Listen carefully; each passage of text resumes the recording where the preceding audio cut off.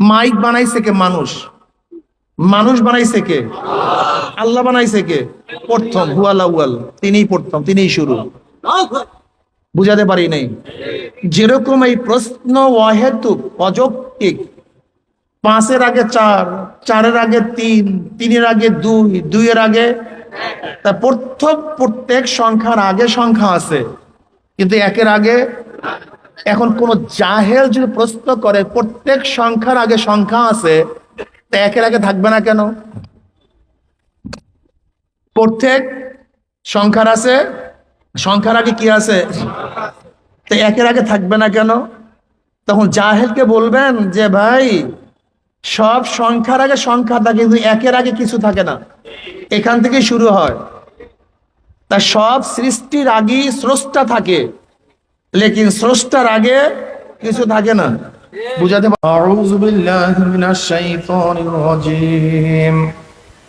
বিসমিল্লাহির রহমানির রহিম।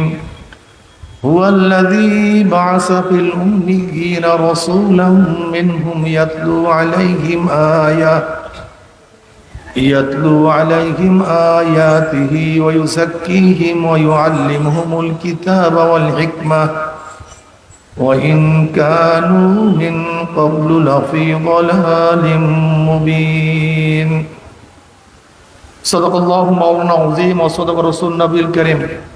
ভাই মনিটরের সাউন্ড একটু বাড়ায়া দেন। বান্দা জনাব মুহাম্মদুর রাসূলুল্লাহ সাল্লাল্লাহু আলাইহি ওয়াসাল্লামের উম্মতগণ, আল্লাহ পাক রব্বুল আলামিন আপনাকে আমাকে এই ফিতনা ফাসাদের জমানায়, যখন তাম দুনিয়ার থেকে ইসলাম মুসলমান থেকে মিটিয়ে দেওয়ার ষড়যন্ত্র চলতেছে, তাম দুনিয়ার মধ্যে ইসলাম মুসলমান থাকবে কি থাকবে না এই প্রশ্নের সৃষ্টি হয়েছে। যে জমানায় মানুষ নেকের কাজ ছাড়তেছে, গুনার কাজ ধরতেছে, শুধু গুনার কাজ ধরেই না, বরং গুনার কাজে প্রতিযোগিতা শুরু করছে, কে কার আগে জাহান্নামে যাবে। সবাই বলি না আউযু বিল্লাহ। যে জমানায় মানুষ নেকের কাজে আশ্চর্য হয়, গুনার কাজে স্বাভাবিক থাকে, যে জমানায় মুসলমান ইসলামকে পছন্দ করে না, মুসলমান ইসলামকে পছন্দ করে না, বরং নামধারী মুসলমান ইসলামের সবচেয়ে বড় দুশ্মন হয়ে গেছে। যে জমানায় শিরক বিদআতকে ইবাদত মনে করে, শিরক বিদআতকে ইবাদত মনে করে, কবর পূজা, ব্যক্তি পূজা শিরক বিদআত, কিন্তু দাবি করে আমরা আবেদ, আমরা ইবাদত করি। যে জমানায় শিরক বিদআতকে মানুষ ইবাদত মনে করে, আবার যা শিরক বিদআত না তাকে শিরক বিদআত মনে করে। যেরকম ইমাম মানা, মাযহাব মানা, মুযহাবিরা শিরক মনে করে, বিদআত মনে করে, অথচ জরুরি বিষয় এইটাকে কি মনে করে? শিরক বিদআত। তাহলে যে জমানায় মানুষ শিরক বিদআতকে ইবাদত মনে করে, আবার যা শিরক বিদআত না তাকে শিরক বিদআত মনে করে। যে জমানায় আংশিক দিন পালন করেও পরিপূর্ণ দিন পালন করার ঢিকুর তুলে, পালন করে আংশিক দিন, দাবি করে আমার চেয়ে বড় দিনদার আর কেউ নাই। যেই জমানায় ইসলামের খেলাফ কাজ করেও নিজেকে মুসলমান দাবি করে, সেই মুহূর্তে আল্লাহ পাক রব্বুল আলামিন আপনাকে আমাকে কোরআন ও হাদিসের মজলিস, আলেম ওলামা, মুমিন মুত্তাকিন, জাকিরিন শাকিরিনদের গুরুত্বপূর্ণ এক দামি মজলিসে আসার, বসার, বলা, শোনার তৌফিক আল্লাহ পাক দান করছেন। শুকরিয়াতান সবাই বলে আলহামদুলিল্লাহ। দেখেন, ইসলামের গোটা দিক বুঝানো স্বল্প সময় সম্ভব না। গোটা কোরআন ও হাদিস এই স্বল্প সময় বুঝানো কি সম্ভব? আবার আমার মধ্যে সেই জ্ঞান আছে যে গোটা কোরআন ও হাদিস সম্পর্কে আপনাদেরকে জ্ঞান দেব না? আমার মধ্যে জ্ঞান আছে না সময় আছে? দুইটারই অভাব। এর জন্য কথা হবে সংক্ষিপ্ত, একেবারে সংক্ষিপ্ত। খুব খেয়ালের সাথে কথাগুলি শোনা চাই, ঠিক আছে না ভাই? একেবারে ধ্যান ও খেয়ালের সাথে কথা শুনবো। যেহেতু অনেকেই হয়তো জীবনে প্রথম আসছি, আবার অনেকে 1 বছর 1.5 বছর 6 মাস পরে মাহফিলে আসছি। এই সময়টাকে গুরুত্ব দিয়ে খুব খেয়াল ও ধ্যানের সাথে কথা শোনা চাই। হতে পারে একটা কথা যদি আপনার অন্তরের মধ্যে বসে যায়, আপনি একজন আল্লাহর ওলি হয়ে যেতে পারেন। কি কথা ঠিক না? এই মাজলিস এত গুরুত্বপূর্ণ, এত দামি। আমাদের শায়খ মুর্শিদ নব্বর আল্লাহ মারকাদা আমরা বলতেন, বাবা কোন ব্যক্তি হক্কানে ওলামায়ে কেরামের বয়ান শোনার জন্য যদি বাড়ি থেকে রওনা করে, বয়ান শেষে আখিরে মোনাজাত দিয়ে বাড়িতে চলে যায়, তার আমল নামায় 50 লক্ষ নেকের কাম লিখাই হতে পারে না। এই যে একবার সুবহানাল্লাহ পড়ছেন, পড়ার সাথে সাথে আমল নামায় 1000 নেকি লেখা হয়ে গেছে। কয় হাজার নেকি? 1000 নেকি লেখা হয়ে গেছে, 1000 গুনাহ ঝরে গেছে। এই মাজলিস অনেক গুরুত্বপূর্ণ, অনেক দামি। আমি যে আয়াত শরীফ তেলাওয়াত করছি, আল্লাহ পাক কালামে পাকের মধ্যে মান হুয়াল্লাযী বাআসা ফিল উম্মিয়িনা রাসূলাম মিনহুম, হুয়াল্লাযী, ওই সত্তা। ওই সত্তা কে? আল্লাহ কে? সংক্ষিপ্ত আল্লাহর পরিচয় আমি দেব সংক্ষিপ্ত ভাবে। আল্লাহকে হুয়াল ওয়াজিবুল ওজুদ আল মুস্তাজবুল জামি সিফাতিল কামালিয়া। সত্তাকে, আল্লাহকে, যিনি সব সময় অস্তিত্বের মধ্যে আছেন। সত্তাকে, আল্লাহকে, হুয়াল ওয়াজিবুল ওজুদ, আল্লাহকে, যে সব সময় অস্তিত্বের মধ্যে আছেন। তেনার অস্তিত্ব কোনো কালে, কোনো সময়, কোনো অবস্থাতেই বিলীন হয় নাই। কথাটা বুঝাতে পারি? আদির থেকে, অনন্তর থেকে তিনি অস্তিত্বের মধ্যে আছেন। আবারও মাইক উঠতেছে, বাইরের সাউন্ড বাড়াইছো কেন?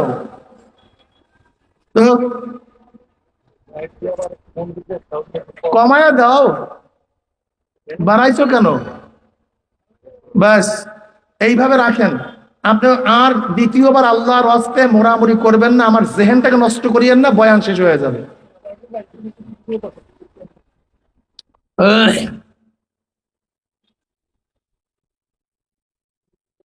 পরিপূর্ণ গুণের সাথে যিনি সবসময় অস্তিত্বের মধ্যে আছেন, তিনি হলো সত্তা। কি কথা ঠিক না? সত্তাকে হুয়াল আউয়াল, তিনি প্রথম, তিনি প্রথম। যেরকম 5-এর আগে, সবাই জবাব দিবেন না কেন? বলো নাকি? 4-এর আগে, 3-এর আগে, 2-এর আগে, 1-এর আগে, এক এক, এই প্রথম। বাস এখান থেকে শুরু। বুঝাতে পারি নাই? মাইক বানাইছে কে? মানুষ। মানুষ বানাইছে কে? আল্লাহ বানাইছে কে? প্রথম, হুয়াল আউয়াল, তিনিই প্রথম, তিনিই শুরু। বুঝাতে পারি নাই? যেরকম এই প্রশ্ন অহেতুক, অযৌক্তিক।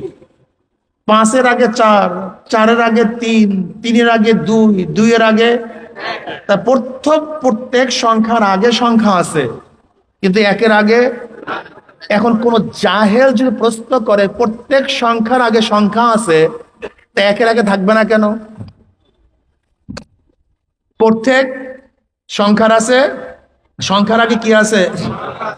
তো 1-এর আগে থাকবে না কেন? তখন জাহেলকে বলবেন যে ভাই, সব সংখ্যার আগে সংখ্যা থাকে, কিন্তু 1-এর আগে কিছু থাকে না। এখান থেকে শুরু হয়। তা সব সৃষ্টির আগেই স্রষ্টা থাকে, লেকিন স্রষ্টার আগে কিছু থাকে না। বুঝাতে পারি নাই? আল্লাহ পাক নিজেই জবাব দেন, হুয়াল আউয়াল, হুয়াল, তিনি প্রথম। হুয়াল আখির, তিনি শেষ। হুয়াল জাহির, তিনি প্রকাশ্য। হুয়াল বাতিন, তিনি গোপন। বুঝাতে পারি নাই? আল্লাহকে, যিনি সবসময় কির মধ্যে আছেন। আরে ভাই, আমি কি পাথরের সামনে কথা বলতেছি নাকি? বলবেন তো আল্লাহকে, যিনি সবসময় অস্তিত্বের পরিপূর্ণ গুণের সমন্বয়। কিসের গুণের সমন্বয়? পরিপূর্ণ, পূর্ণ গুণের সমন্বয়। যেই সত্তা সব সময় অস্তিত্বের মধ্যে আছেন তিনি আল্লাহ। গুণ বোঝেন তো? যেমন আমি দেখি, আমার দেখা একটা গুণ। আমি শুনি, শোনা আমার একটা। আমি কথা বলি, কথা বলা আমার একটা। এরকম আল্লাহরও অনেক গুণ আছে। আল্লাহরও কি আছে? যেমন আমরা দেখি, আল্লাহও দেখেন। আল্লাহ দেখেন কি দেখেন না? হুয়াল বাসির, তিনি দেখেন। কিন্তু আমরাও দেখি, আমাদের দেখা আর আল্লাহর দেখার মধ্যে পার্থক্যটা কি? আমাদের দেখা অপূর্ণ, আল্লাহর দেখাটা পূর্ণ। যেমন আমরা এখন দেখি, আগে দেখতাম না। এখন দেখি, ভবিষ্যতে দেখবো না। আলোতে দেখি, অন্ধকারে দেখি না। বুড়া হইলে অন্ধ হয়ে গেল আর আল্লাহ পাক রব্বুল আলামিন আগেও দেখছেন, এখনো দেখেন, ভবিষ্যতেও দেখবেন। তিনি অন্ধকারেও দেখেন, আলোতেও দেখেন। তাই আমাদের দেখাটা অপূর্ণ আর আল্লাহ পাকের দেখাটা। একসাথে বলেন না কিন্তু সবাই। কথা না বললে কিন্তু আমি ক্লাস করব, আমি সুর টুর দিয়ে চলিয়ে যাবো, এরকম বয়ান আমি করতে পারি না। আমি এখন পড়াবো আপনাদেরকে। আপনার সবাই আমার ছাত্র, আমি আপনাদের ওস্তাদ। কি বলবেন? মনে কিছু নিয়েন না। অল্প সময় ছাত্র হন, ফায়দা হবে। আমরাও শুনি, আল্লাহও শোনেন। আল্লাহ পাকের একটা গুণ শোনা, আমরাও। কিন্তু পার্থক্যটা কি? আমরা কাছে শুনি, দূরের আওয়াজ শুনি না। আল্লাহ দূরেরটাও শোনেন। আমরা সজাগ থাকলে শুনি, ঘুমাইলে শুনি না। আল্লাহ পাক রব্বুল আলামিন সব অবস্থায় শুনেন। কথা ঠিক না? আল্লাহ শোনাটা কেমন? 7 তবক জমিনের নিচে একটা পিপিলিকাও যদি হাঁটে, তার পায়ের আওয়াজ কে পান? ওনার গুণটা পূর্ণ, আমাদের গুণটা অপূর্ণ। আল্লাহ পাক হাই, আল্লাহ পাক জিন্দা।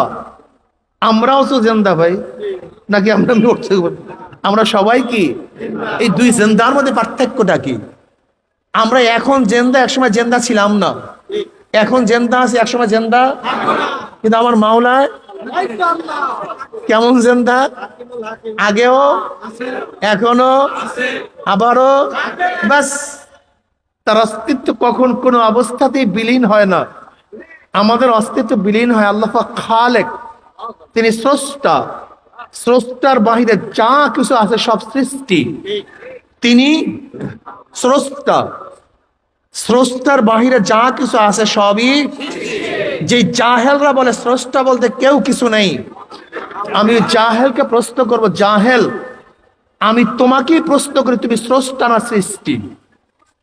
যে নাস্তিকরা স্রষ্টাকে মানে না, স্রষ্টার অস্তিত্বকে স্বীকার করে না, সেই জাহেলকে প্রশ্ন করেন, গাধাকে প্রশ্ন করেন, গাধা, তুমি স্রষ্টা না সৃষ্টি? ওই গাধায় কি বলবে? সে স্রষ্টা। কি বলবে? তা যেখানেই সৃষ্টি আছে সেখানেই স্রষ্টা আছে। স্রষ্টা ব্যতীত, স্রষ্টা ব্যতীত, ক্ষতি ব্যতীত খুতবা হয় না, কাতেব ব্যতীত কেতাবাদ হয় না। কি কথা ঠিক না? একজন কাতেব যখন কিতাব লিখবে, তো এইটাকে বলবেন লিখা। লিখা আসলে কোথার থেকে? যদি কোনো লেখকই না থাকে, তা লিখবে কে? বক্তৃতা। কেউ যদি বক্তৃতাই না করে, তাই বক্তৃতা হবে কিভাবে? কথা বোঝাতে পারি নাই। তা দেখেন, স্রষ্টা ব্যতীত সৃষ্টি।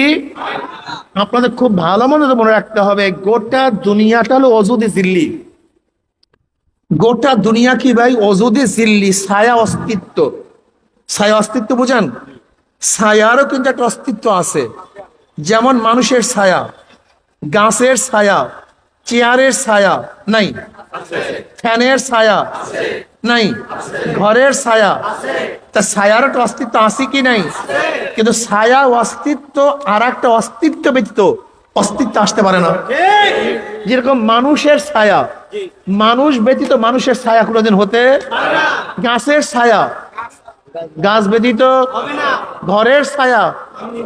তা দেখেন, ছায়ার একটা অস্তিত্ব আছে, কিন্তু ছায়ার অস্তিত্ব আর একটা অস্তিত্ব নির্ভরশীল। যদি আর একটার অস্তিত্ব না থাকে, তা ছায়ার অস্তিত্ব আসতে। গোটা দুনিয়ার ছায়া অস্তিত্ব। কি অস্তিত্ব?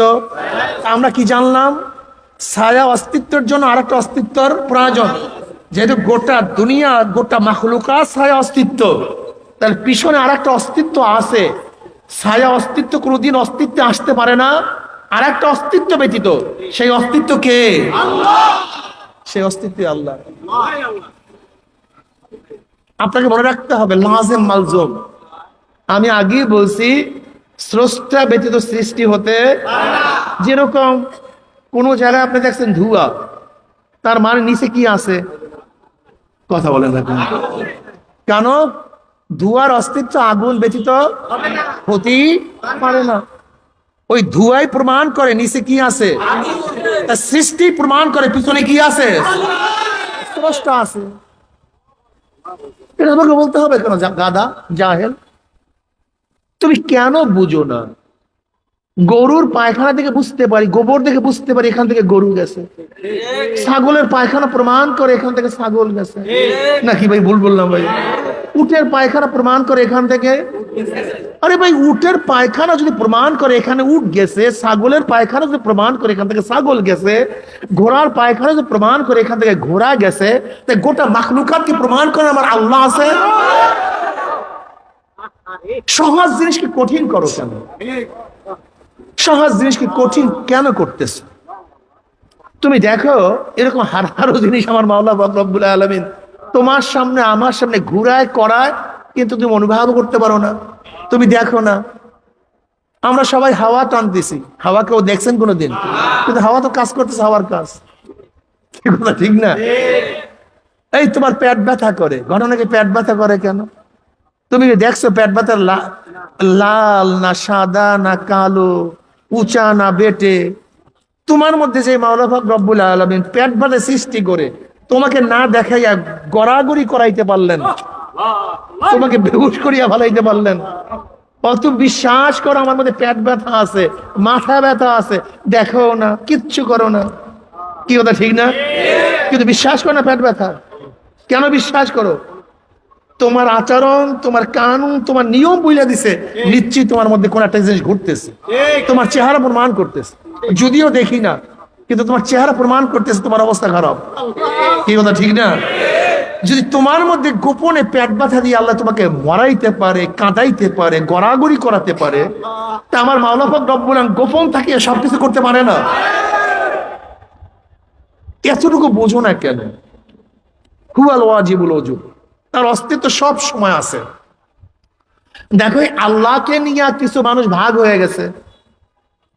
স্রষ্টাকে কিন্তু অনেকেই বিশ্বাস করে, হিন্দুরা কিন্তু স্রষ্টাকে বিশ্বাস করে, বিশ্বাস করে না? খ্রিস্টানরাও করে, ইহুদিরাও করে, বৌদ্ধরাও করে, স্রষ্টাকে কিন্তু বিশ্বাস করে, কিন্তু স্রষ্টার মান অনুযায়ী বিশ্বাস করে না। বুঝাতে পারিনি?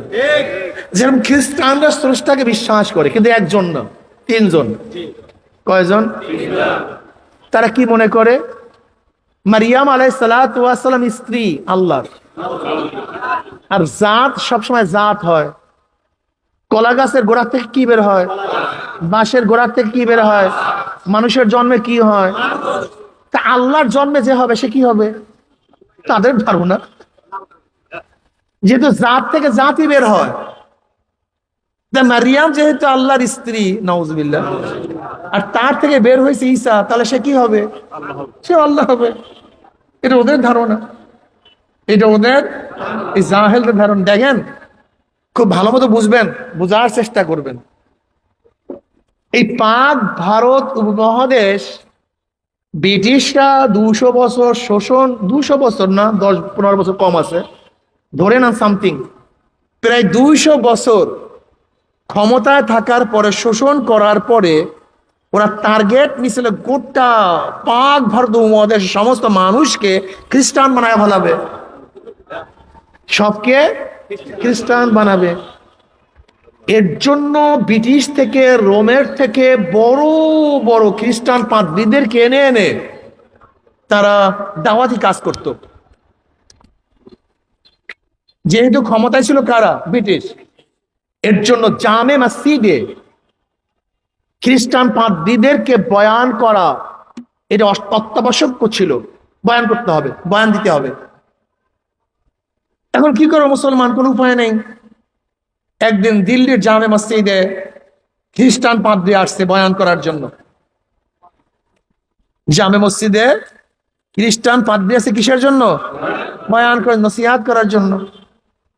এখন সবাই বসতে বাধ্য, বয়ান শুরু করছে। এবার বয়ানের টপিকসটা কি ছিল? এ ভাই আপনার নাম কি? বলে আমার নাম আব্দুল্লাহ। বলে আপনার বাবার নাম? বলে আব্দুর রহমান। বলে আপনার নাম কি? বলে আব্দুল সত্তার। বলে আপনার বাবার নাম? আব্দুল করিম। বলে আপনার নাম কি? বলে ওবায়দুল্লাহ। বলে আপনার বাবার নাম? আব্দুল্লাহ। বলে আচ্ছা, আপনাদের কেউ বাবা ছাড়া একজনও নাই? বুঝতে পারিনি। খ্রিস্টান পাদ্রী কি প্রশ্ন করছে? আপনার কি বাবা ছাড়া একজনও নাই? প্রত্যেকেরই বাবা আছে? বলে হ্যাঁ বাবা আছে। বলে দেখেন, বাবা ছাড়া যেহেতু কেউ নাই, সবাইরই বাবা আছে। এখন আমি প্রশ্ন করতে চাই, সবাই যেহেতু বাবা ছাড়া না, তা ঈসার বাবা কে? কে প্রশ্ন করছে? কি প্রশ্ন করছে? ঈসার তা বাবা ছাড়া যেহেতু কেউ নাই, ঈসার তো একজন বাবা থাকবে। ঈসার একজন বাবা থাকবে না? তাহলে ঈসার বাবা কে বলেন? মারাত্মক প্রশ্ন। এখন পাদ্রী বলতেছে, সবাই সবার দিকে তাকায়। পাদ্রী বলতেছে এই প্রশ্নের জবাব আজকে না, আগামী জুমায় আপনারা ঠিক করে নিয়ে আসবেন। যদি না পারেন আমি জবাব দেব। এবার মুসলমানরা বলতেছে, পাদ্রী সাহেব আগামী জুমার দরকার নাই, এই জুমায় বলে দেন যে ঈসার বাবাকে। এখন পাদ্রী বলতেছে, কথায় একেবারে সহজ, আপনারা কেন বুঝেন না? কেন বুঝাতে পারি না? যেহেতু বাবা ছাড়া কেউ নাই, নিশ্চয়ই ঈসাও বাবা ছাড়া হয় নাই, সে ঈসার বাবা আল্লাহ। সহজ কথা। এখন একজন মুসলমান দাঁড়ায় বলছে, পাদ্রী সাহেব সম্মানের সাথে প্রশ্ন করতে চাই, ঈসার বাবা তো আল্লাহ। হ্যাঁ। বলে ঈসার বাবার সন্তান কয়জন? বলে ঈসার বাবার সন্তান কয়জন? বলে একজন। বলে আশ্চর্য, আমি আব্দুল্লাহর সন্তান 10টা, আর ঈসার বাবার সন্তান মানে একটা। ঈসার বাবা আমার চেয়েও দুর্বল। যে আমার চেয়েও দুর্বল হয় সে আপনার খোদা হতে পারে, আমার খোদা হতে পারে না। ওই যে পাদ্রী ভাগছে, আর কোনোদিন আসে নাই। আমার সন্তান 10টা আর ঈসার বাবার সন্তান মাত্র এত কমজোর। ঈসার বাবা এত কমজোর, কথাটা বুঝতে পারিনি। পাখি ভাগছে। দেখেন, আল্লাহ পাক রব্বুল আলামিন যদি আকলের মধ্যে জ্ঞান না দান করেন, সহি বুঝ না দান করেন, একবার যদি আকল পরিবর্তন হয়ে যায় তাহলে তার আর উপায় নেই। এর জন্য মাওলার কাছে বারবার দোয়া করতে হয়, খুব কঠিন মাসালা। ইহুদিরাও আল্লাহকে মানে, স্রষ্টা মানে, কিন্তু ওজায়েরকে তার সন্তান মানে, ওজায়ের ইবনুল্লাহ। এই হিন্দুরা স্রষ্টা মানে, কিন্তু কিভাবে মানে? তারা বলে স্রষ্টা একজন আছে, কিন্তু সমস্ত ক্ষমতার মালিক তিনি নন। ক্ষমতা ভাগ হয়ে গেছে।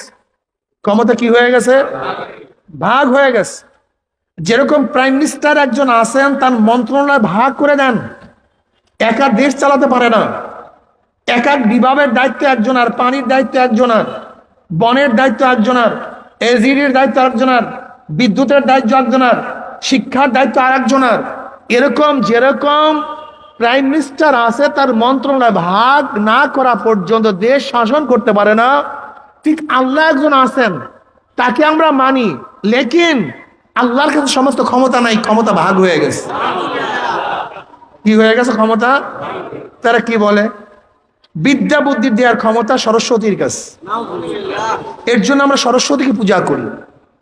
আপনি হিন্দুর কাছে প্রশ্ন করবেন, ভাই হিন্দু তুমি সরস্বতীকে পূজা করো কেন?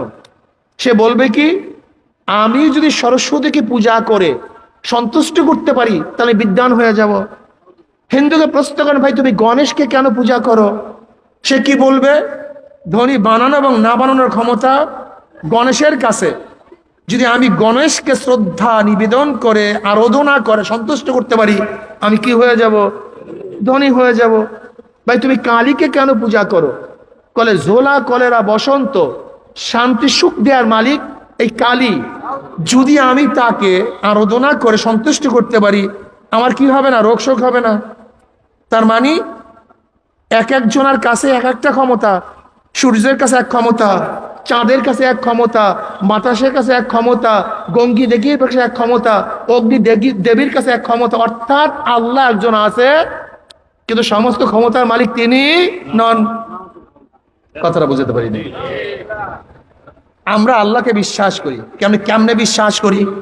আমরা বিশ্বাস করি কুল হুয়াল্লাহু আহাদ, আল্লাহু সামাদ, লাম ইয়ালিদ ওয়া লাম ইউলাদ ওয়া লাম ইয়াকুল লাহু কুফুয়ান আহাদ।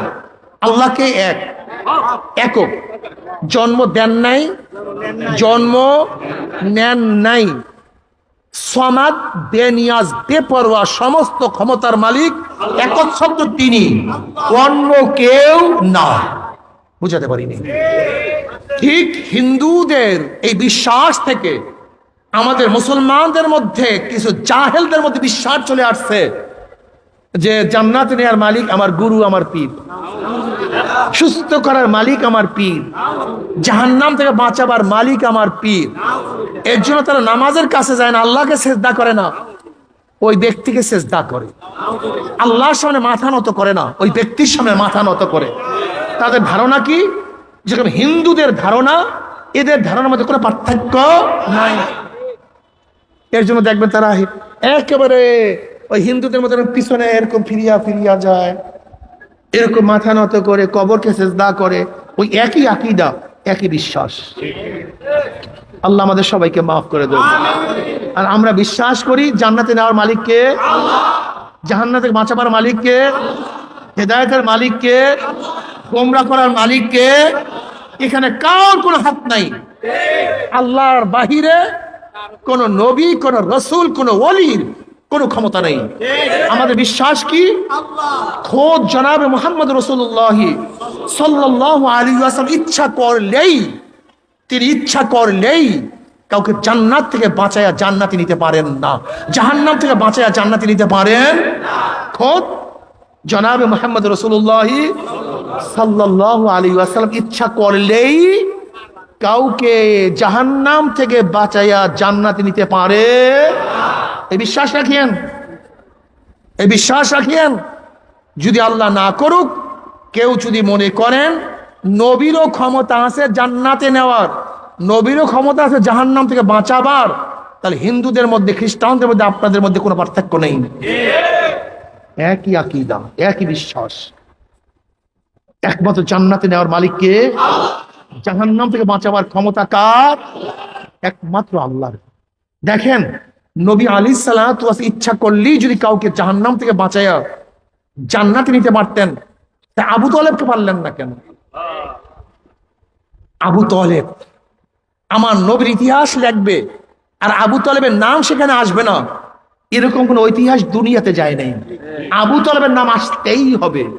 আপনি কি জানেন শিয়াবে আবু তালেবে নবী আলাইহিস সালাতু ওয়াস 3 বছর অবরুদ্ধ ছিলেন, তখন আবু তালেব তার সাথিত্ব ছাড়েন নাই।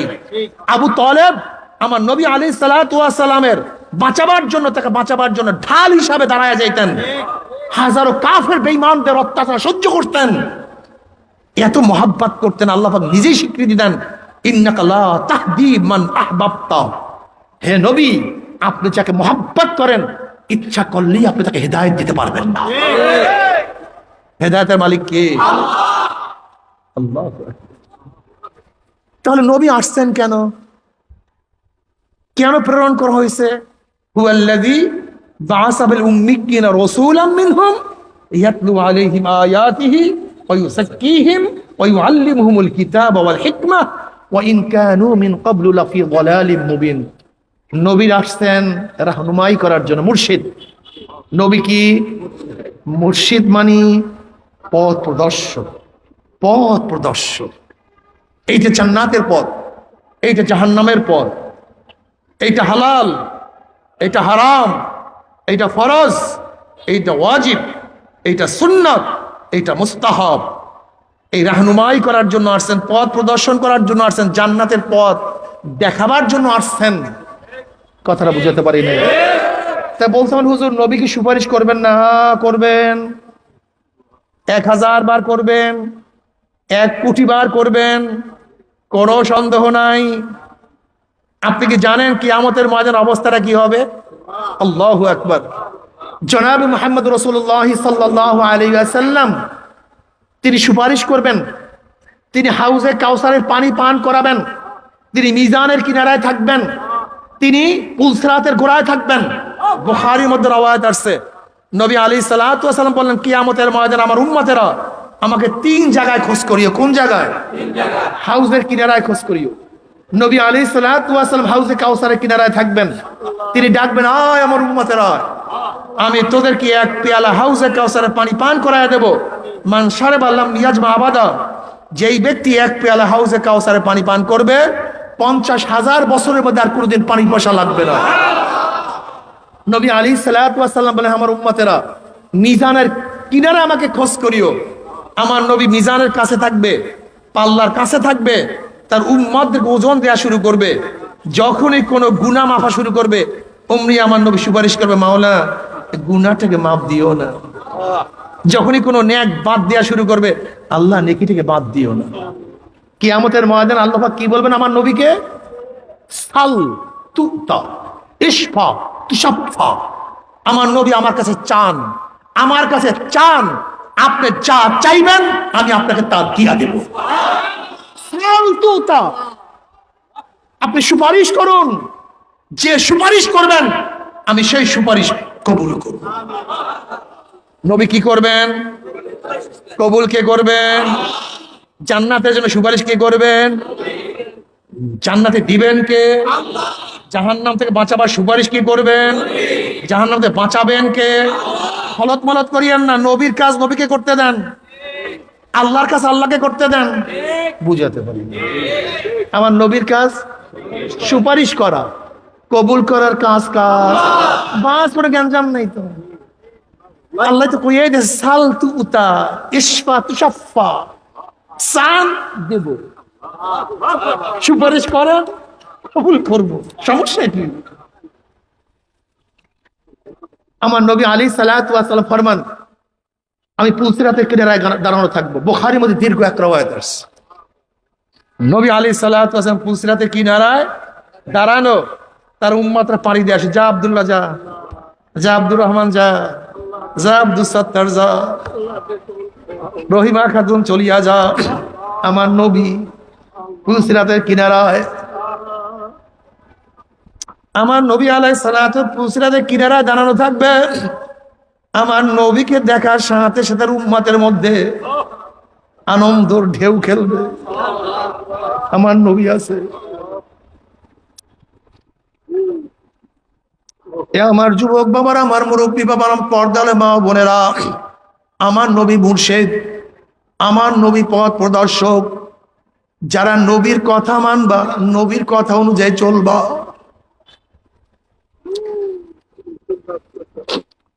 আমার নবী আলাইহিস সালাতু ওয়াস সালাম তোমাকে আমাকে রেখে জান্নাতে যাবেন। আমার যুবক বাবারা, আমার মুরব্বী বাবারা, আমার পর্দার মা বোনেরা, মুসলমান বাবারা, আল্লাহ তো আমার মুসলমান বাবারা, আমার মুসলমান মা বোনেরা, আজকে মুসলমান সন্তানদের চেহারার দিকে তাকাইলে কলিজা ফাটিয়া যায়। আজকে মুসলমান মা বোনদের চেহারার দিকে তাকাইলে কলিজা ভাঙ্গিয়া যায়। তোমাদের জন্য কি আমার নবী এত কষ্ট করছেন? জনাবে মুহাম্মদ রাসূলুল্লাহ সাল্লাল্লাহু আলাইহি ওয়াসাল্লাম তোমার জন্য আমার জন্য হিনু এমন কোন কষ্ট নাই যেই কষ্ট করেন নাই। তুমি কি বুখারীর মধ্যে রওয়ায়াত দেখো না, আব্দুল্লাহ ইবনে মাসউদ রাদিয়াল্লাহু আনহু নবী আলাইহিস সালাতু ওয়াস সালাম হেরেমের মধ্যে নামাজরত অবস্থায় ছিলেন।